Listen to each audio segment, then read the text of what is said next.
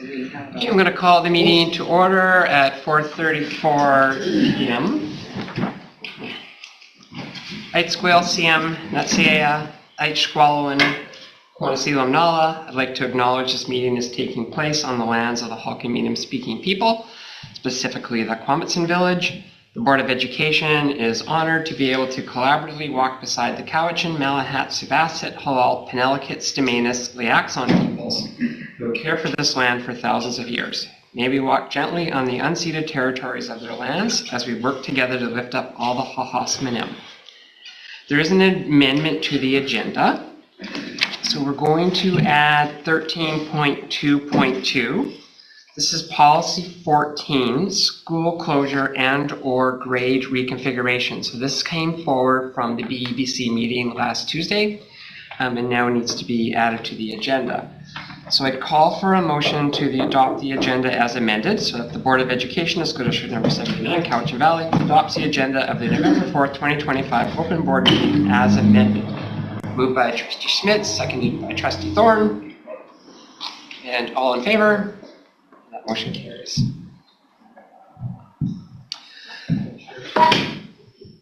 Next order of business is approval of the consent agenda. That the Board of Education of School District number 79, Cowichan Valley, approves the consent agenda items of the open board meeting of November 4th, 2025 as presented. Trustee Souza, Trustee Thorne, all those in favor? Motion carries. Thank you. Next item on the agenda is minutes of the October 7th, 2025 open board meeting that the Board of Education of School District 79, Cowichan Valley adopts the minutes of the October 7th, 2025 board meeting. Trustee Strachan, Trustee Souza. It's hard. All those in favor? Thank you. So the real reason I started this meeting is to hold the first order of business is the election of the chair of the board for the 25-26 balance of the 25-26 school year and into the first couple of months of next year. So once elected, the board will assume the meeting and call for nominations for vice chair, and then following the election, we'll carry on with the regular business of this meeting. So prior to calling for nominations, I'll ask Jeff Robinson and Claudia McMahon to act as scrutineers or counters in the event that a vote becomes necessary. So nominations are now in order for the position of chair of the board. Trustee Thorne? Yes, I'd like to nominate Trustee Schmidt. And Trustee Schmidt, do you accept the nomination? I do. Thank you. For a second time, we call for nominations for the position of chair of the board.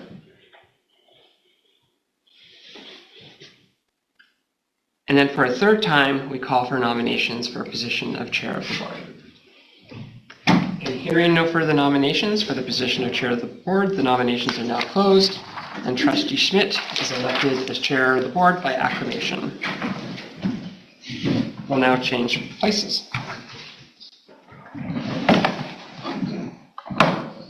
You're fired. Thank you, Jason. Something smells good.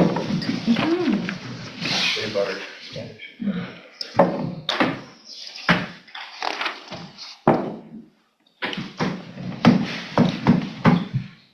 I now call for nominations for the role of vice chair of the board, please. Trustee Thorne? I'd like to see Trustee Croft continue. Trustee Croft, do you accept the nomination? I call the second time for the role of vice chair of the board. Any nominations? Third and final time, call for the role of vice chair. Any further nominations? Hearing none. Congratulations, Trustee Croft. And to you, thank you. Mr. Sandquist. Items 7 and 8 are no longer required. Thank you, Mr. Sandquist.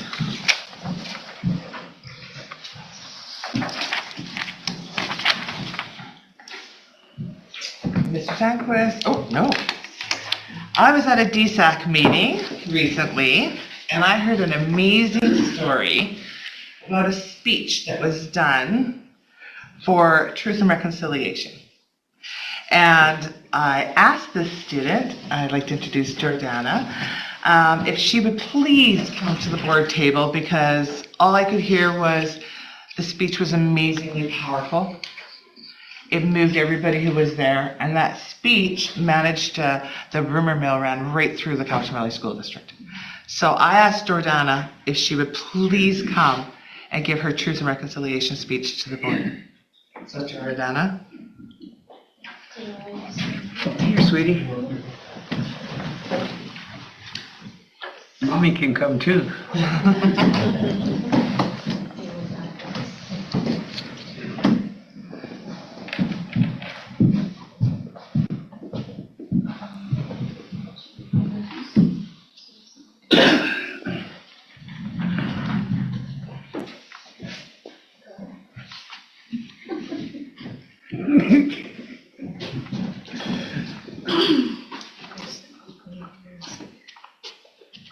Simgiget, Signum Hana, Gabolsip, Dran Chwat, Yons Glanamut, Simlach Kibutni, Lakotapel Dugite, Lazawach not, princes and princesses, matriarchs. My name is Rana Doolin. I'm from Lakotsup of the Nisga'a Nation, and this is my speech. The truth is not yet fully told. Phyllis Webstad, the Orange Shirt Society. My grandmother, Sybil Effie McKay, often tells stories of her childhood before residential school, a time when she was the sun in my great-grandfather's eyes, as one of 7 sisters. Even as a young child, in the winter months, my great-grandfather would take her on the sleigh, pulled by their dogs, to get wood, to check traps, and to hunt on their territory. My grandmother also has fond memories of helping her mother, my great-grandmother, in their massive garden and preserving salmon, moose, and berries. She remembers the smell of the wood stove and stories around the dinner table. My grandmother never speaks of the day she was taken from her home by the Indian agent and the missionaries, but she does share. Her parents were reassured that she would be kept safe and that she would be fed and given education. My grandmother never returned home until she was 16. Port Alberni Residential School is 1,100 kilometers, about 683 miles from my grandmother's homelands. Therefore, returning for the summer was not an option. My grandfather, Percy Bertie Haldane, was sent to St. Michael's in Alert Bay, and he also aged out in residential school. I just learned that my great-grandparents also attended residential school. My great-grandfather went to Cocolita, and my great-grandmother never spoke of the school she went to.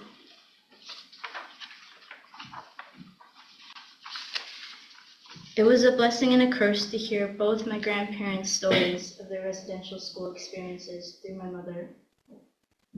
Both of my grandparents were sexually, physically, mentally, emotionally, and spiritually abused in these schools.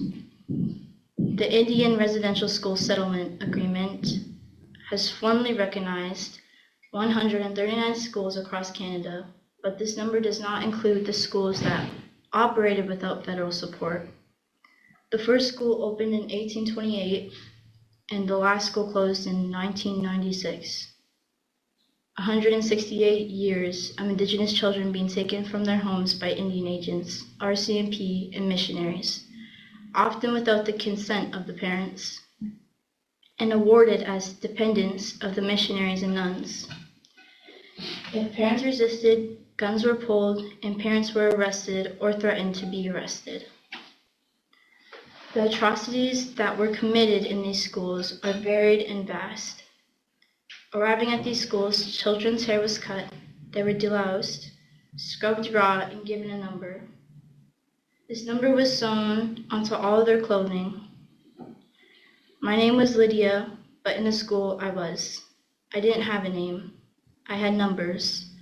I had number 51, number 44, number 32, number 16, number 11, and then finally number 1.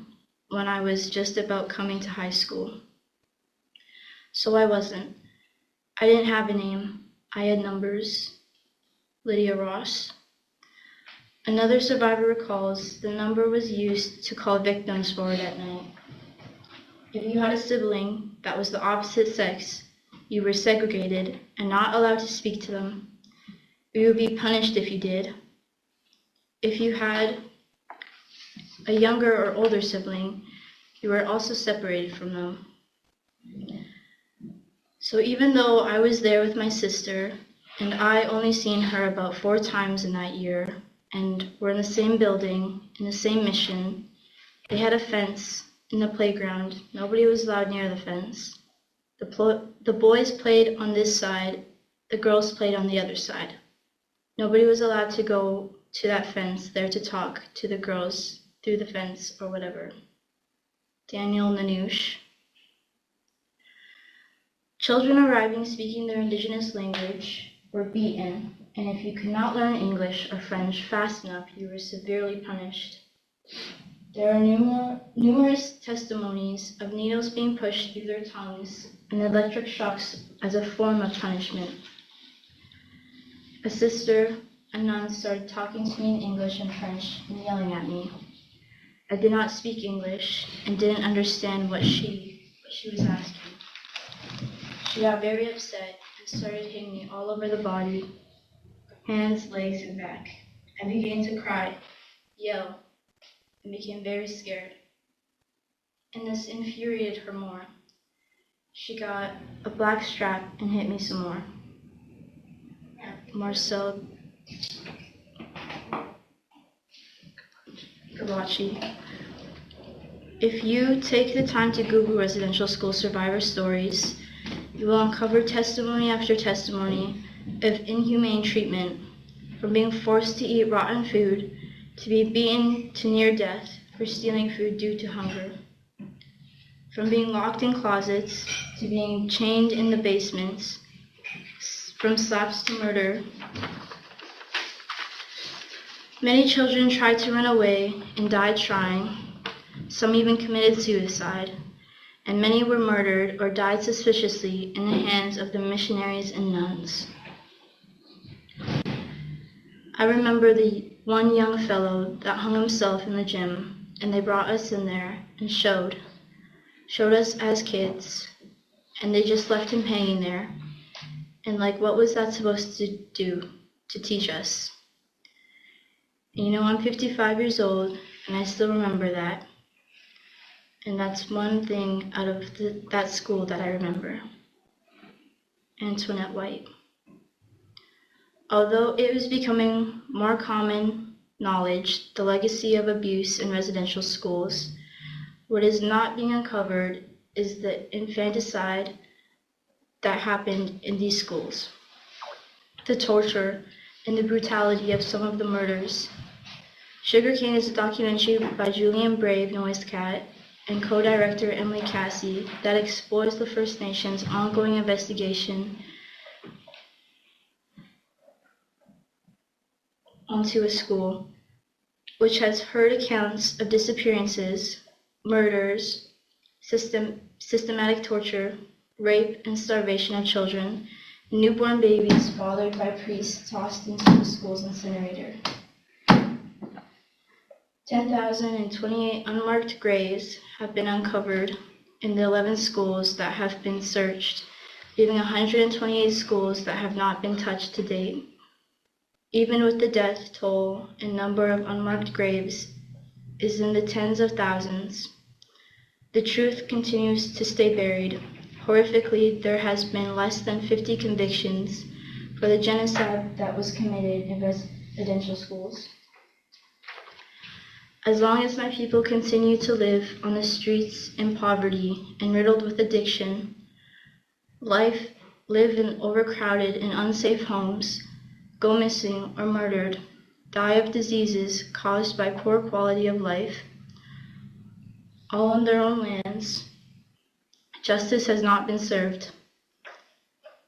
Apology or no apology, and endless words on paper mean nothing without action. How many generations of our people need to die as the world witnesses before Canada is sanctioned for genocide?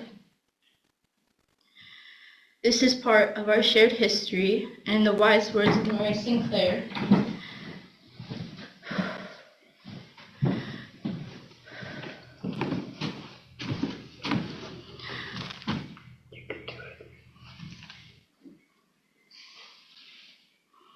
we must never forget, because this is part of who we are, not just who we are as survivors and children of the survivors, but who we are as a nation. And this nation must never forget what it once did to its most vulnerable people.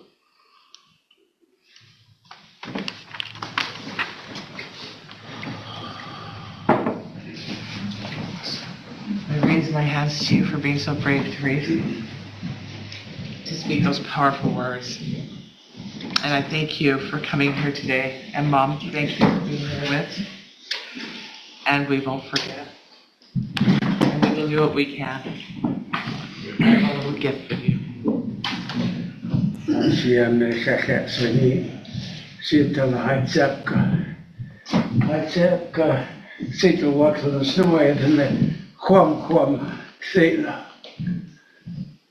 What you said is true. In my mind, I'm reliving. You carry the words well for your grandmother. I'm proud of you. You're the generation people like me have been waiting for, trying to teach everybody to be human, trying to teach everybody to be kind.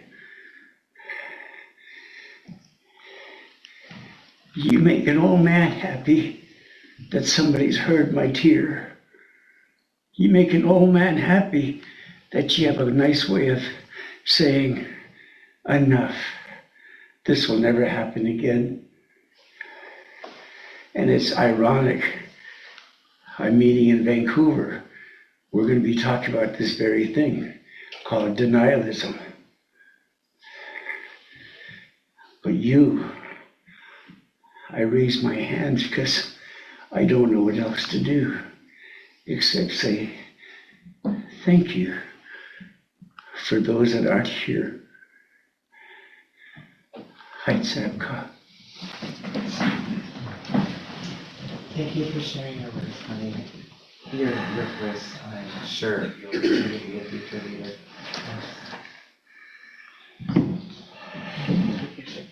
Thank you with us tonight. Thank you.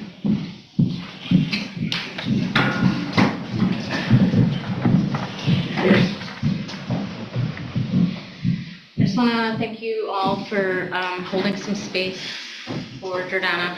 It's been a long journey. We're a long way from home. We've been here for almost 4 years, and it has been really difficult. You know, one message I just want to leave is that 100% of our people are affected. Not one individual isn't suffering with the intergenerational trauma and the ripple effects of what has happened to our people through the Indian Act, not just the residential school, but from the very beginning of colonization. And it is time for our younger generation. I am very, very, very honored to be the mother of this beautiful young woman who has so many gifts to share with this world. And so thank you for holding space. And all I ask is that the next time you come upon our Indigenous people and Indigenous community, just understand that every single person is struggling and suffering in some way. And just to have that and hold that space. Sometimes it comes out in not good ways, but that's because they're hurting and their hearts are broken and they're trying to heal. So that's all I ask of you and in return for tonight. And we're just really honored to be here. Thank you. And Joe, thank you very much. Joe's somewhat like been a good grandfather and uncle.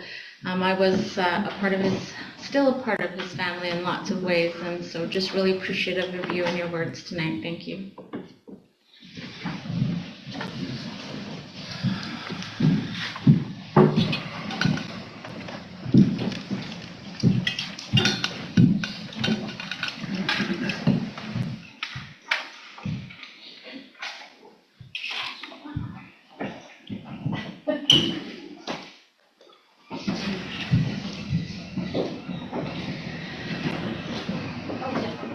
Wow.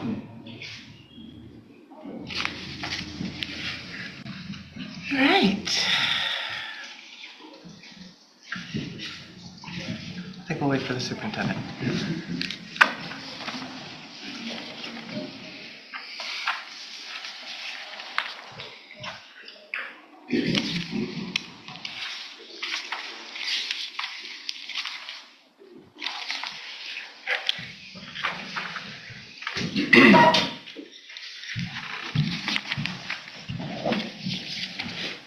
All right. Mr. Sandquist. Thank you. The board met in closed session for an hour prior to the open meeting. They received 2 staff presentations. The business was not concluded.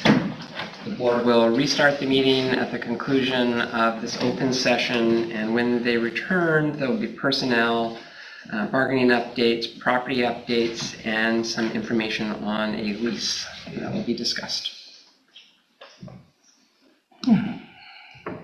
All right. Full business action list. First one's completed. Mr. Rowan is still working on APs. Yeah, if I may just comment a little bit on this, on the second one, it's related to ADP. This is in regards to the implementation of AEDs and naloxone in all schools. The naloxone is expected to arrive this week, and the AEDs have been ordered and should be in the next 30 to 40-ish days. We went with a brand that's already in our school district for the most part, Zoll, and so those units will be standardized across every school with the same platform. Thank you, Mr. Sandquist. Superintendent of Schools. Thank you. Through you, Chair. Information to share this evening. And first item connects with school and university assemblies. And for your information, the schedule of school and university assemblies is attached on page 35 of your agenda package. And of note that November 8th is the National Aboriginal Veterans Day. If trustees are interested in attending any of these assemblies, please contact the school principal and they can make arrangements. And I'm sure that they would be very grateful to have you there. So thank you. Next item is just updates, acknowledgements, and I would like to acknowledge Donna White, Nicole Brown, and Brianne Hesloff, Human Resources and Payroll Managers who presented at the October 24th QP Pro D held at Cowlison Secondary School around health and wellness, QP Human Resources and Payroll. I'd also like to recognize QP Pro D Committee for organizing the October 24th QP Pro D Day. The Pro D Committee consists of Adam Kletchy, Scott Mitchell, Mary Souter, Katie Robertson, Jan Heslop, Claudia McMahon, Donna White, and Carrie Greenbridge. So thank you to them. And also acknowledge the Transportation Department for holding bus evacuation drills on October 29th on the afternoon bus runs. Thank you to the drivers and the department for organizing and holding these important bus safety drills that help to better prepare our students and staff in the event of an emergency. So really appreciate that. I'd like to bring your attention to a new administrative procedure, AP 176. It's titled Impairment in the Workplace. This new administrative procedure was created to ensure a safe, healthy, and productive work and learning environment by setting expectations for employee conduct regarding impairing substances or conditions and supporting employees with substance use disorders while respecting their dignity and privacy. So I'm grateful for that. Superintendent Amos, 12.1.2. Adoption and privacy arrangement.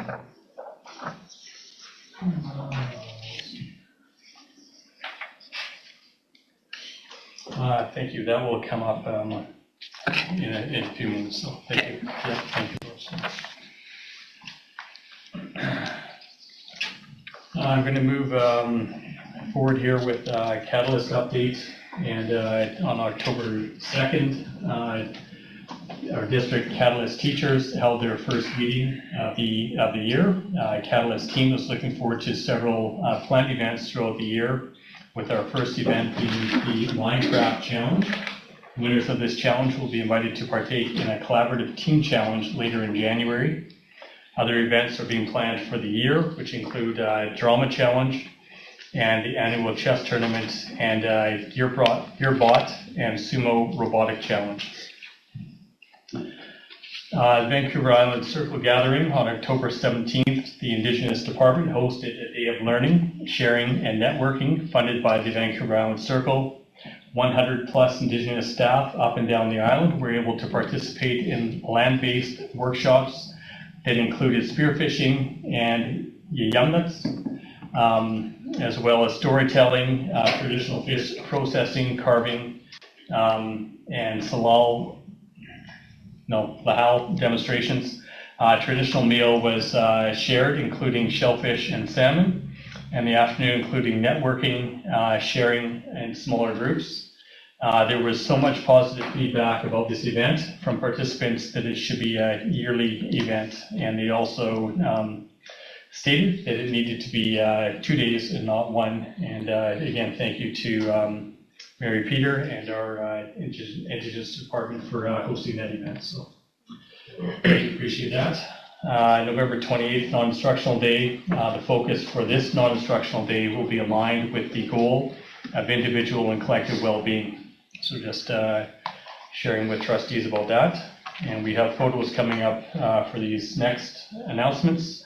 Alexandra Elementary on October 7th. Alexandra Elementary hosted the North Cowichan Fire Department for the National Fire Prevention Week, sharing a couple of pictures of grade 1 and 2. Some men learning about fire prevention from firefighter Kevin Loudon. So thank you for that. Next bit of information here. There's also a photo, sharing a photo of one of our international students from Germany, Thea Borderberg, who was chosen as the QSS Athlete of the Week, and she plays on the senior girls field hockey team. So congratulations to her. Lake Cowichan Secondary School, sharing photos of a few joyful moments from recent events at Lake Cowichan School. Principal Jenny Hittinger, Vice Principal Mike Greenslade had the ultimate sticky situation as they were duct taped to the gym wall to help support their PAC fall fundraiser. Jenny and Mike thank everyone who came out to cheer them on and support the cause. Next, Trina Dyer and Zach Fisher bravely colored their hair in celebration of the Lake Cowichan students, raising over $1,200 for Terry Fox. And it was a fun and inspiring way to honor such an important cause. Finally, a few photos of the Lake Cowichan Elementary boys at their soccer tournament, full of energy, teamwork, and smiles. And the school is proud of these boys in terms of their sportsmanship and spirit. And thanks to everyone who helped make these moments possible. Lake Cowichan school community continues to shine. And next group of photos here, Alex Aiken. School had a visit from the North Cowichan Fire Department. Firefighters talked about fire prevention with their K-3 classes, and then the students were able to tour the fire truck, and this was obviously very exciting for the students. Some of the primary classes celebrated and learned about Diwali, and Diwali is a very important holiday in India, which was recognized this year from October 20th to 22nd. Students created and painted divas, made Rangoli patterns, and learned about the different words associated with Diwali. On Friday, October 31st, students recognized Halloween and school-wide Halloween costume parade in the afternoon, as well as traditional activities, including trick-or-treating, bonfires, costume parties, visiting haunted houses, carving jack-o'-lanterns, and students carved pumpkins with their big buddies during the week. And the PAC group held a Halloween dance for all the families. The Vista Fall meeting, again, was October 3rd through the 4th. I attended the Vista Fall meeting in Campbell River with trustees, featured keynote Natalie Raywolf Hogue, who spoke about cultivating pathways to success and with anti-ableism and disability justice. There was also a presentation on land-based and relationship learning and an inclusive education panel, what made a difference. So great event there. The Great BC Shakeout, many schools in the district, as well as the buildings here with the offices for the board. Many schools in the district participated in the Great BC Shakeout earthquake drill on October 16th at 10:16 a.m.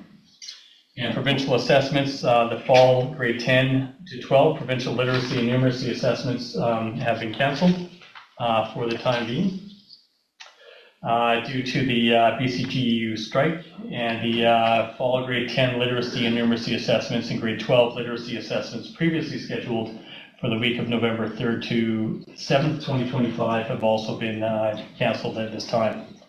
Next available assessment dates will begin on January 12th, 2026, and be extended by an additional week to January 30th, 2026. So that will be an opportunity for students to participate in those assessments.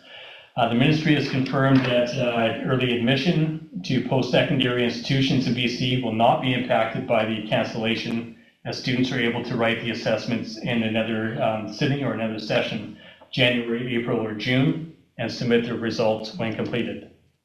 And the Foundation Skills Assessment, or FSA, the administration of the Foundation Skills Assessment for students grade 4 to 7 completes on November 10th, 2025. The BC SSA Island Chapter meeting, October 16th and 17th, was in Victoria. So we were able to attend that event along with Assistant Superintendents Reynolds and Rowan. Just an update for the meeting presentation was given on behalf of our district on the Model LEA and priority learners. So thank you to our assistant superintendents for that. BC School Superintendent's Fall Symposium coming up here November 12th to 14th in Vancouver. The theme of the event is Compassionate Systems Change, Inequity, and it features keynote speakers Dr. Meta Bowl and Dr. Ann Lopez. Adoption and Permanency Awareness Month in November. November is being recognized as Adoption and Permanency Awareness Month in British Columbia. This month, the province is celebrating the families that give children and youth love and support as permanent members of their family. November is also about recognizing that there are children and youth who need a permanent home to call their own, with caring adults who will nurture and support them and champion their cause. So I really appreciate the fact that this was a proclamation that came through the Ministry of Children and Family Development. So thank you for that. Approval of a research study. Molly Campbell and Professor A.J. Shrestha of VIU have received approval to conduct a research project titled Empowering Young Canadians in the Smart Device Era, aimed at exploring the privacy concerns and expectations of young Canadians in the context of voice-enabled smart devices. And the research aims to explore and better understand the perspectives of young digital citizens on privacy issues within voice-enabled smart devices. The insight gained from the research will contribute to the development of informed policy recommendations and educational practices. The study will involve online surveys administered for students aged 16 and over. And just within the package then, school visits since the last board meeting, I've been able to get into Alex Aiken, Shemina Secondary, Tanzer, Maple Bay, Drinkwater, Paulson Elementary, Lake Cowichan Elementary, Discovery, Alexander, Equal Cobble Hill, Coleman Verbeau, Thetis Island. We had to postpone because they had a field trip scheduled for the date that I was heading over there. So we will reschedule that one, and then George Bonner Elementary was today. And that concludes my update. Thank you. And you have something there for board action? We do, yes, thank you. Next item here is for board action. Student travel request for final approval of the board. So I'm bringing an out-of-country travel request to the board for final approval today. Is for Cowichan Secondary School educational trip to Amsterdam, Belgium, France, and London, March 16th to the 26th, 2026. In accordance with Administrative Procedure 261, educational trips out of province or / country travel. All out-of-country travel requests are reviewed by the Associate Superintendent and the Superintendent before being presented to the board for approval in principle and final approval. The board granted approval in principle for this trip at the September 2nd, 2025 open board meeting. And the request for final approval submitted to the district office include the completed forms, similar memo requests for pre-approval, a copy of the finalized consent and information letters to parents, as well as the final itinerary schedule, any other items that might apply to the trip. So they've included copy of the group tour and other insurances, group and airline travel arrangements, travel and medical insurance forms, copy of waiver forms, and insurance forms, and budget information, as well as safety plans that will be kept at the school. So there is a motion here before the board. Trustees, any questions? Oh, all right. We have a motion before us that the Board of Education, School District 79 at Cowichan Valley grants final approval to the following student travel requests. Cowichan Secondary School educational trip to Amsterdam, Belgium, France, and London from March 16th to the 26th, 2026. Moved by Trustee Sousa, seconded by Trustee Lise. All those in favor? Thank you, folks. Thank you, Superintendent. Secretary Treasurer. Thank you. For board information, a week and a half ago, Friday, the Association for Learning Environments were hosting their conference, Roots and Renewal, and they scheduled a tour of Cowichan Secondary School. So this conference was for architects and school district employees who would be involved in the planning or design of school facilities, and there were 125 people who chose to go through the new school. And I joined and heard just really fantastic feedback that I wanted to relay to the board for information. Comments such as, this is the finest example of 21st century learning I've seen. The Super Lab, we have a Super Lab in our school district, but this one just blows it away. Nicest school I've ever seen, and many were confused how we got so much into the space requirements. So you're given so much space for classroom spaces, gymnasium, hallway, for instance, and there's really, people were very impressed with what was able to be accomplished within those space requirements. So I thought I would just share that because we left really proud, and Cheryl Kors was there, and Principal Scott Jackson was there, and our architects were leading this group through the tour. HCMA, who actually designed the school with our input, and some of the architects that didn't get the project were there as well to learn, which is interesting to run into those individuals who we'd worked with through the indicative design phase when we had 3 proponents bidding on this school. So I just wanted to share that. Thank you, Mr. Sackers. The next item on the agenda is an introduction of an update to Policy 19, and I'll just put it up here on the screen.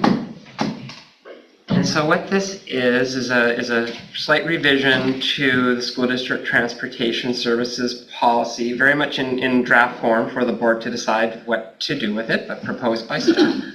The first thing that changes from the existing policy is the statement that transportation services are provided as a courtesy for eligible students. So I think it's misunderstood often in the community that transportation isn't a requirement under the School Act for boards to provide.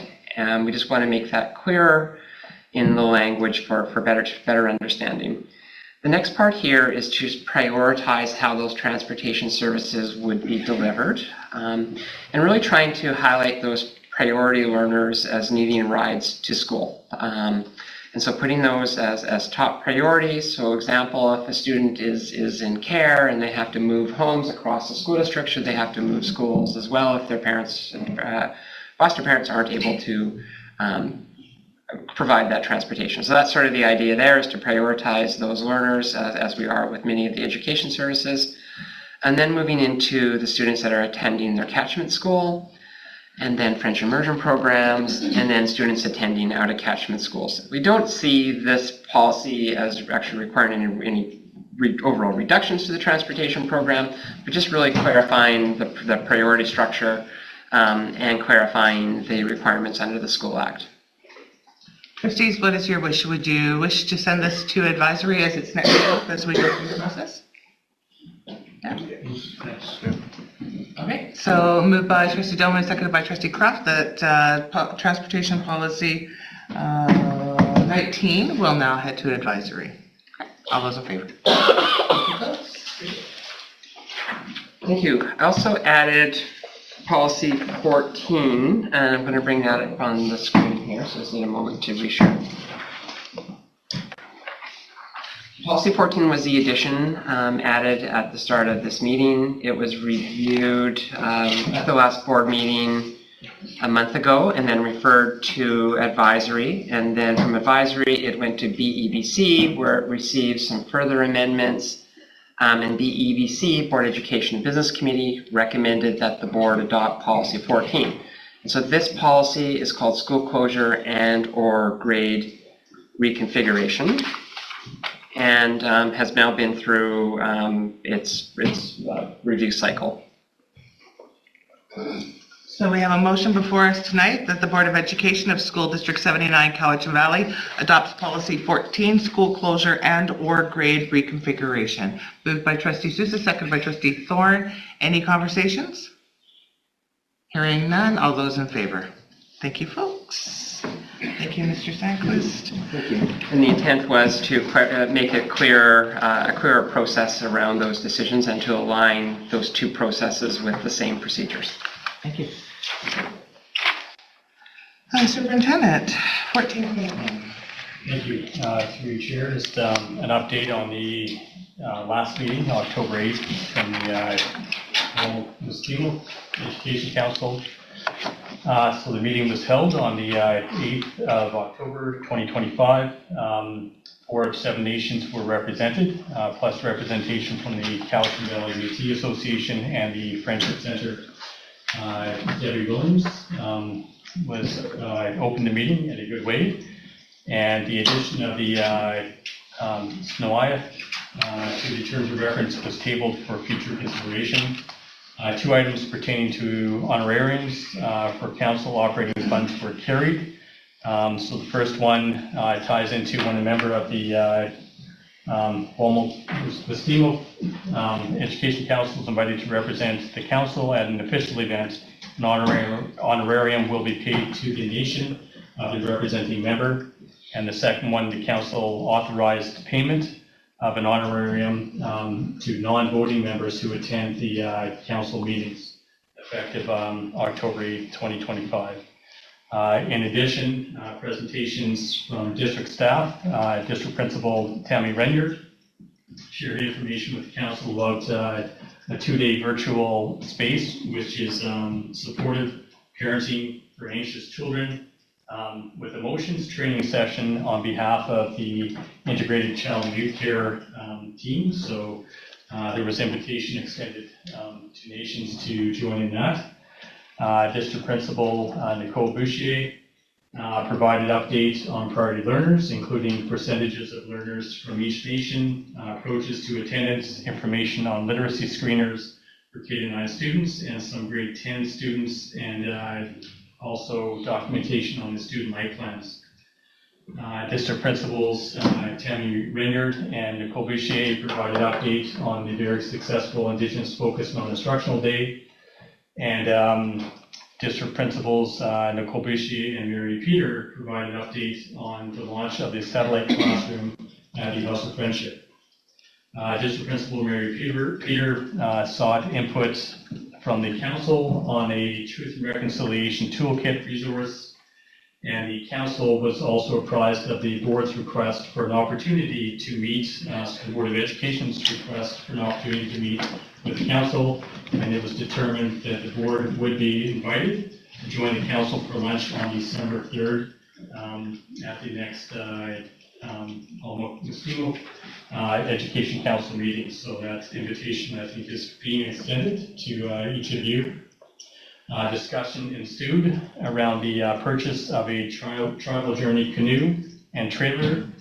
And the next two meetings are scheduled for November 12th and, as noted, the December 3rd meeting. And the meeting was closed by Debbie Williams. So thank you for listening to the update. Thank you, Superintendent. Committees and outside organizations, has everybody taken a look? And have you all, if you're able to make it on December 3rd, have you RSVP'd to Claire? Right. Thank you, everybody. Yeah, so correspondence, none, new business, none. Sorry, Provincial Council. Sorry, Trustee Croft. Oh, I missed well, you. you wouldn't have hurt my feelings too much. Let me just pull the right document here. Thank you, Mr. Cyclist.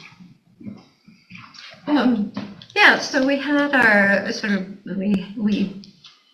we do provincial council usually twice a year, and generally it is a lot of housekeeping in which provincial council reviews and receives a number of minutes from all of the board and sort of some senior staff and committee meetings mixed in with that. So Tracy, our BCSTA president, and Trevor, the CEO, gave brief verbal presentations and not available in writing. Tracy noted 3 strategic goals: advocating for non-targeted funding, create educational champions across the province, and this also kind of supports the messaging in the upcoming elections. It's kind of interesting, they're surveying the districts for various policies, and they'd like to pull the exemplary policies to share with all the districts. This is an idea that also was expressed during the most recent DCSTA elections back in April, to basically pull together best practices and share them, best practices from all of the districts, and then share them around for us to all learn from. Trevor's presentation was mostly a statement of values and aspirations. He did commit to having the 12-course trustee education package ready for the academy. Sorry about the typo. And of course, this goes in nicely because there'll be lots of newly elected and re-elected folks at academy in November. This was kind of interesting. It seems that my interpretation of this and some other nuances were that staff are interested in finding more efficiencies at the AGM. And so he basically floated these ideas. So these are 3 that got some traction with the 57 representatives. If there are no speakers at the against microphone when there is a motion on the floor, that if we have heard 4 consecutive speakers who have again spoken for the motion, and there's nobody opposing, let's just go with that and not have further conversation. There's conversation about tiling the doors. This got a little bit complicated because how it was expressed was not really great in the written materials.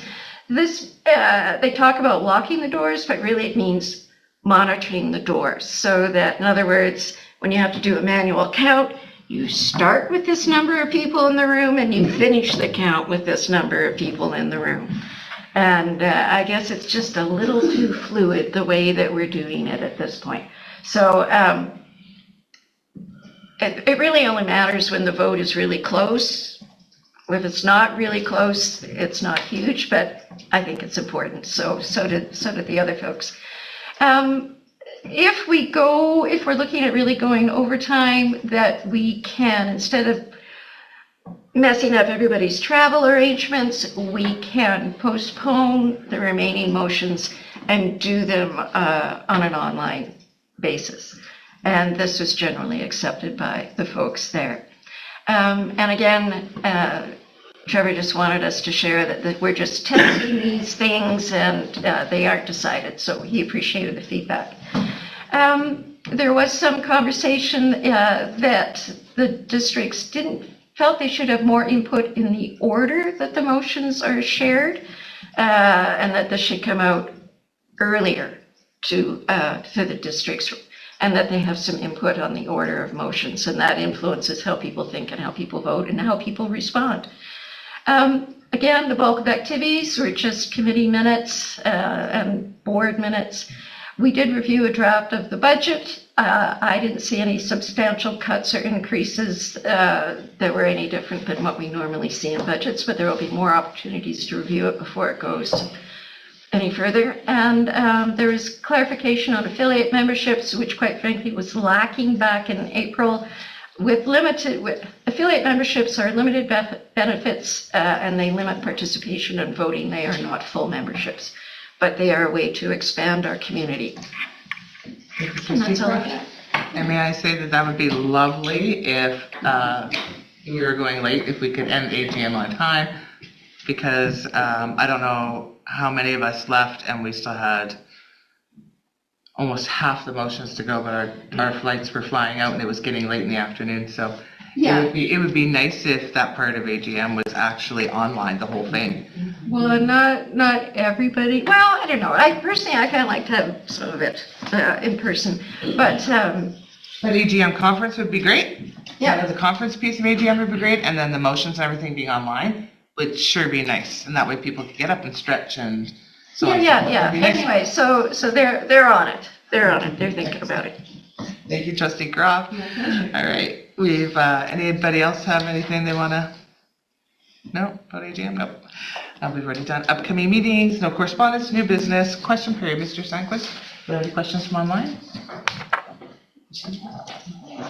Nobody online, do we have any questions from the gallery? Thank you, folks. Motion to adjourn. Moved by Trustee Lise, seconded by Trustee Sousa. All those in favor? Thank you, folks. How about if we take 5 before we